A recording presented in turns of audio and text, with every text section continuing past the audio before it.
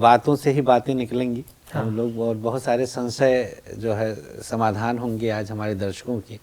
बड़ा व्यापक सा विषय है और इस पॉडकास्ट का उद्देश्य भी यही है कि हमारे दर्शक, हमारे भारतवर्ष के सनातनी जो कर्मकांड आदि में रुचि रखते हैं वो जाने इसके वास्तविक स्वरूप को। तो अभी आपने एक शब्द बोला दक्षिण रीति से, तो ये दक्षिण, उत्तर, पूर्व, पश्चिम क्या रीति है? क्या कर्मकांड में भी भेद है? जी, अच्छा। दक्षिण में जो मंत्रों की शैली का जो उच्चारण है वह भी अलग है और वहाँ की कर्मकांड की प्रक्रिया भी अलग है। अच्छा, थोड़ा विस्तृत है। अच्छा जी। तो भेद हम इसलिए पूछे कि तो यहाँ पे जो उत्तर भारत के जो कर्मकांडी विद्वान हैं, जो हैं विप्र हैं, द्विज हैं, तो क्या ये जो करते हैं ये अशुद्ध है? नहीं। हाँ। क्या है कि 4 वेद हैं।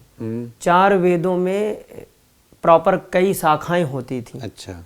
जो कालांतर में लुप्त हो चुकी हैं, अभी भी कुछ बची हैं।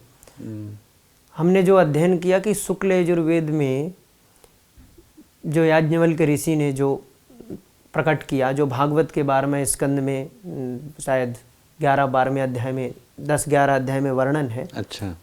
वेदों के विषय में। तो जो वेद थे उनकी अनेकों शाखाएं होती हैं।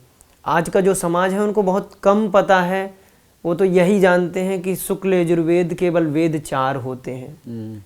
जैसे हम हैं मानव, हमारे 5 हाथ हैं, 5 उंगलियां हैं, आँखें हैं, ऐसे ही वेदों में अनेकों शाखाएं होती थीं।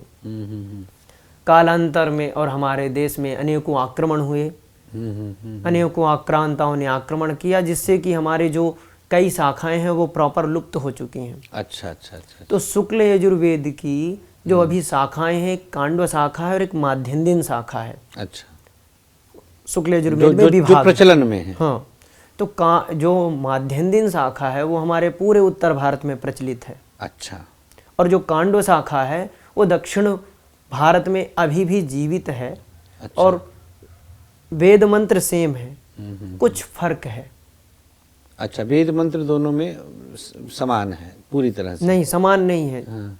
शुक्ल यजुर्वेद में 40 अध्याय हैं। अच्छा। 1995 मंत्र पूरे मिलाकर के हैं। लेकिन जो कांडव शाखा है, अभी मैं शाखा की बात कर रहा हूँ, शुक्ल यजुर्वेद की शाखा। अच्छा।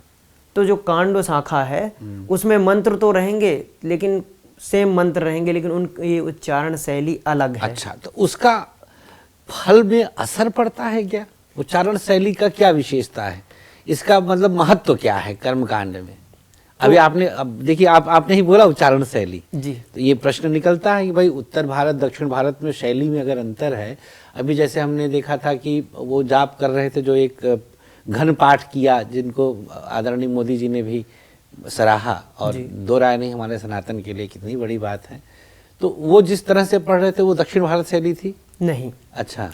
हमारे जो वेद हैं, अच्छा, उसमें वेदों को 8 प्रकार से पढ़ा जाता है। अच्छा अच्छा अच्छा अच्छा। पहला होता है संहिता, पद, क्रम, शिखा, रेखा, ध्वज, दंड, जटा, घन इत्यादि पाठ हैं। अच्छा अच्छा अच्छा, ये दंड घन पाठ था। तो ये तीसरी विकृति को उन्होंने संपूर्ण वेद को बिना देखे उन्होंने सुनाया। वो बहुत कठिन होता है। ये शैली, इसमें शैली का विशेष योगदान नहीं था। आप जो शैली की बात कर रहे हैं वो अलग है। जी। अच्छा अच्छा अच्छा। तो कैसे शैली है? जैसे कि क्या है, सभी जो वेद हैं, जैसे साम वेद है या ऋग वेद है और अथर्व वेद है, उनके जो मंत्रों का जो उच्चारण है वो अलग है। जैसे मैं आपको एक मंत्र भी सुना के दिखाता हूँ। जैसे कोई ऋग वेद है, तो ऋग वेद में उच्चारण करेंगे, पहला सूक्त का नाम है अग्नि सूक्त। उसमें बोलेंगे ओम अग्निमेणे पुरोहितं यज्ञस्य देव मृत्युजं होतारं रत्नधातमं। तो ये ऋग्वेद को पढ़ने की एक शैली है, परंपरा है। इसका असर तो होता होगा अलग से? बिल्कुल है, क्योंकि उच्चारण एकदम अलग हो गया और उच्चारण से ही फल मिलना है। जैसे कि शुक्ल यजुर्वेद की एक वैदिक व्याकरण है। 4 वेद हैं, चारों वेदों के अलग अलग ऋषि हैं और सभी ऋषियों ने अपने जो उनके वेद पढ़ने वाले हैं उनके लिए रूल्स लिखा है। उसे कहते हैं प्रातिशाख्या। जिसे कहते हैं याज्ञवल्क्य प्रातिशाख्य। शुक्ल यजुर्वेद जो पढ़ते हैं उनको कैसे हवन करना चाहिए, किस उम्र में विद्या के लिए जाना चाहिए, किस उम्र में क्षत्रिय को यज्ञोपवीत संस्कार करना चाहिए, सभी वर्णों का वर्णन है शुक्ल यजुर्वेद में ही। हाँ, याज्ञवल्क्य जी जो ऋषि हैं तो उन्होंने अपने जो उनके वेद हैं, जो वेद है शुक्ल यजुर्वेद, उनमें प्रॉपर नियम लिखा है